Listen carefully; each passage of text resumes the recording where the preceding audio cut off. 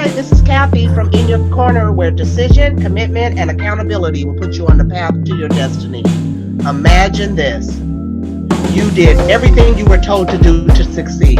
You went to college. You got good grades. You interviewed with several prominent companies. You got a phenomenal offer that promised growth and creativity, only to discover that while the pay was great, the position stymied your creativity. You find yourself engaging in unhealthy behavior and ultimately near a nervous breakdown. What would you do? My guest today struggled with work-life balance, confronted her fears, and awakened her inner rebel. I want to introduce you to Shereen Thor, life coach, mompreneur, and founder of Awaken the Rebel, a movement you must know about. Ooh, you just made me I like myself better after hearing that. Thank you, Kathy. That is a beautifully warm welcome. I appreciate it. I really had that sort of quintessential experience where I did exactly what I was supposed to do. I graduated high school. I went to college because mommy would have been disappointed if I didn't go. Instead of majoring in musical theater or dance, which is what I really wanted, I majored in communications because it was more normal and I didn't want mommy to be worried that I would be like a broken, starving artist. So I did all the supposed to's. I got the job. I was sexually harassed at the job 3 months in.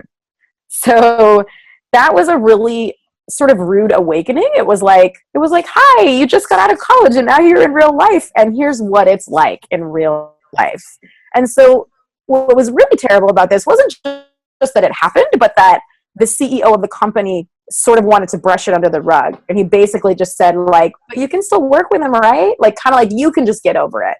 And, I had just graduated college. My mom was giving me that typical take that parents give you, which is, you just got out of college. You can't do better than this. Just stay safe. So stay in this job. And I bought it. I was like, she's right. I got to keep staying here. And I kid you not, every day that I worked at that place for the next year and a half, I felt like a shred of my dignity was like being taken away. It was, wow. It was the worst. It was the worst. Wow. So what ended up happening for me, and I'm so happy and so grateful to God, the universe, the stars, the moon, to everyone involved who helped me make a change, was that I had a really good friend who went to a personal development seminar, and she literally, I'm not kidding, like nagged me to go. Nagged. Awesome. And I was like, dude, get off my back. I'm not going to pay this weird $500 for this like creepy woo-woo seminar for people who need help. I'm good. I got a job. I got a college degree. I even got a house. Like, I am good. Because like, that's what we do. We check the boxes and we think we're good, right? Mm-hmm. But finally, she broke through and I couldn't stand any more nagging and I paid for it and I went and I literally got there. I was like, I want my money back. Like, I don't even want to be here. Honestly, this is like weird. I don't know why I signed up. I'm too much of a people pleaser. I couldn't say no one more time. So anyway, they said our return policy is that if you go to the seminar and you get nothing out of it, then we'll give you your money back. But you have to at least stick through it. So I was like, all right, fine. I went to the seminar and I will say that it was the moment that I really took a hard look at my life and how I wasn't fulfilled. And I was having just like a deep feeling of disenchantment with my own existence. Like I was just going through the motions. And I remember thinking like, wow, like I'm only like 25. Like I can't believe I feel so unfulfilled with my life at 25. Like that movie American Beauty where Kevin Spacey starts to have like a midlife crisis. Like that's what I felt like was happening to me. Like I was just like, I'm so bored and this is just not what I thought it was all about. And I thought when I checked those boxes, I'd have more fulfillment. So it was such a breath of fresh air to go to this seminar and start to look within, to go deeper and get out of the conscious mind where we're like house, car, kids, white picket fence. These are the things we need, and get into the heart and the soul. And like the like, sometimes it's amazing and sometimes you're scared and sometimes it doesn't make sense what you want. And so I just started making crazy choices. Like I literally quit a master's degree and started doing stand-up comedy. That was the moment I woke Oh my God. Yes, exactly. How awesome is that? Yeah, I know, right? It was fun. So that was my kind of like awaken the rebel moment. And from there, I continued to make choices in my life where I honored my inner voice rather than the outer voices. Right. And truly, that has led me to a life that I love. So when did you know that you were ready to make the transition and to break the news to like your mom and others that? That's a good question. I mean, the truth is, I feel like once I woke up out of my sleep, I didn't really care what anybody thought anymore. All of a sudden, I was like, man, I've been living 25 years doing it how y'all thought I should do it. And I did that. I thought it was legit. I got there, checked the boxes, and I felt deeply unfulfilled. And so it's my turn, okay?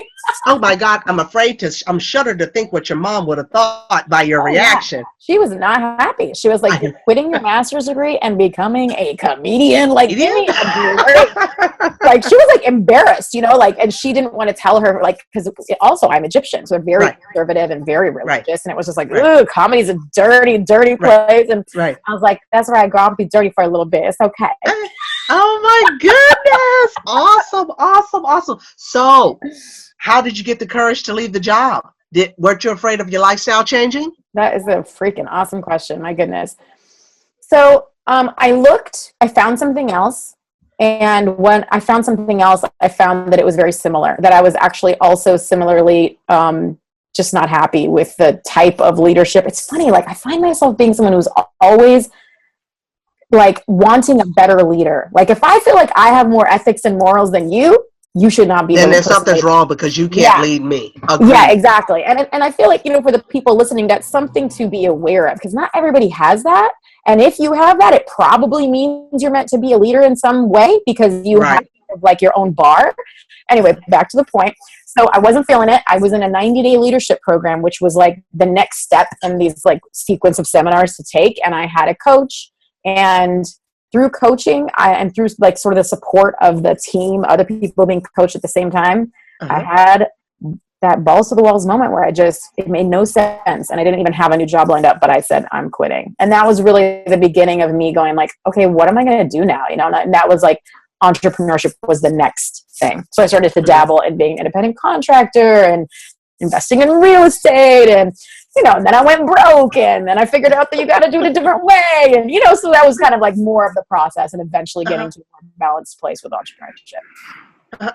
I think this is especially great considering a lot of people I encounter are like afraid of failure, but you know what? You can fail forward. You know, without a failure, you can't gauge your positive. You know, so I think that's absolutely phenomenal. So what are you doing differently now to maintain your work-life balance? That is a beautiful question, girlfriend. You know, what I'm doing differently is my main and single focus at this juncture in my life is managing energy first. Like if you read entrepreneurship books, a lot of the time they talk about how when you're an entrepreneur, it's not about time management, it's about energy management. And so currently that is literally my number one. Like when I think about what's like, you have a filter question. I've heard Marie Forleo talk about like, you gotta have a filter question. So my filter question currently is that, you know, is this meeting, you know, thing, whatever I'm considering doing, is this going to help me manage my energy better? Am I going to like, what is the thing that's going to make me feel the best I could possibly feel in my life? And if that's what it is, then that's what I do. Or the thing that's going to reap the max reward, if that's what it is, then that's what I do. It's definitely a lot more simple now. Like I've calmed it down, you know? So do you try different things to find out how to elevate your energy or how to align your energy to what's best for you? You know, definitely yes. But honestly, what I do is I sort of have learned to play mental games. Awesome. And what I mean by that is something will inspire me and I'll be like, oh, I like that. And then I'll talk to a friend about it. I'll be like, you know what, I think I'm going to do this. And then I'll just wait. But I have to say, I think I'm going to do this. Like try it on, almost like you're trying on a dress and you see if it fits. And then in a day or two, I'll have full clarity. Like, no, that was not going to work. Not going to work. But what I liked about that idea was this. And so therefore, instead of working for that company, I'm going to do my own workshop that's similar, you know, that kind of a thing. So, in order to take away the positive out of that experience and apply it differently to make it better and suit you. Exactly. Sounds perfect. Currently, what I'm really up to actually is I am piloting a Mompreneur program. Oh, how cute is that? Right? A mompreneur. Yeah, you know, because ever since becoming a mom, I realized there's 3 different types of moms. Some of them are working moms, they work full time.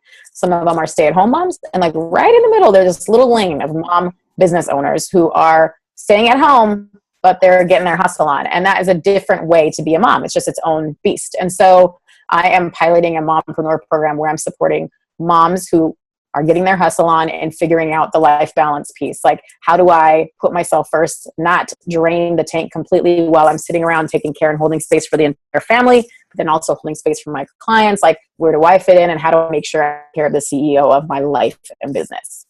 So how's that working for you with this doing the mompreneur thing? Not necessarily the program, but how is it working for you and your energy individually? Well, I will say I'm a person who likes to juggle things, so I think it's a lifestyle that suits me. I like the part-time mom, wife, and I like the part-time business. If I go full mom, I get miserable. If I go full business, I get miserable. I need both. So it's definitely suiting me in the sense that it gives me that perfect juggling after the 50-50. I get to feel like, oh yeah, I'm out in the world. I'm hustling, making stuff happening. It's so exciting. And I'm changing the world. Right. And I get to feel like I am nurturing my babies, and I am, creating these amazing humans and really nurturing my relationship with my husband. And so for me, it's a great fit. It's beautiful. And I will say it has been the biggest lesson in how absolutely necessary it is to get a pedi and get a massage. Yes, it is. And have a day to yourself. It is. Not always be taking care of somebody or something, Agreed. So how do you work with other moms in the mompreneur program to help them create that balance? Great question. Well, currently it's a beta test. So what it is a live workshop. Okay. 60-day program. We meet up once a week for 90 minutes, and we basically discuss sort of a catalyst question. So the first one might be, can you imagine yourself like wherever it is that you want to be, that you're not there quite yet? Let's imagine that. And we talk about it, and we have our little easel, and what does that look like, and how can we support each other in getting there? The meeting starts with sharing wins. Then we get into the question and discussion, and then close out with accountability and what are we going to do between this week and next week to get there. And then it starts all over again. So that's awesome. And it has does each mom or each participant provide a different question for the week? So that's a good question, actually. I will pool questions in the form of, what is it that you want to get out of this program? Why did you join? And then from that, I'll create the catalyst question for the week. So it might be something that they figure out there. It might be something that I think might help them, Awesome. So do you find by holding these types of seminars that they're helping you in your quest of your new mompreneur role? 100%. I mean, my goodness, it's crazy. Like, one thing I love about being an entrepreneur and being able to authentically do whatever the hell you want to do is that I get to spend time now with mompreneurs, because this is the thing that's my life. Like, I don't have to constantly coach on life purpose and entrepreneurship if that's not like getting me excited at the moment. So it's really nice to be able to have that support group for myself as well. Awesome. I love what you're doing with the mompreneurs. I know a lot of women who can really benefit from that. That is so unique and so ultra creative, because I know a lot of women that feel like that they're not contributing just because they're a mom, right? And instead of just taking it in its timing, you know what I mean? You have to get your kids sometimes to a certain place before you can transition to the next place. So I think what you're doing is absolutely awesome. Thank you so much, Shereen, for sharing your experience with our listeners today. I know many of them can identify with your experience. Where can they connect with you and Awaken the Rebel movement?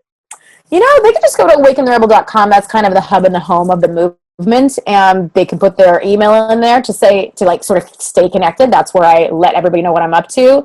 And if they're super motivated, they could click on the coaching tab and apply to have a discovery session with me, and I could support them in whatever way it comes through.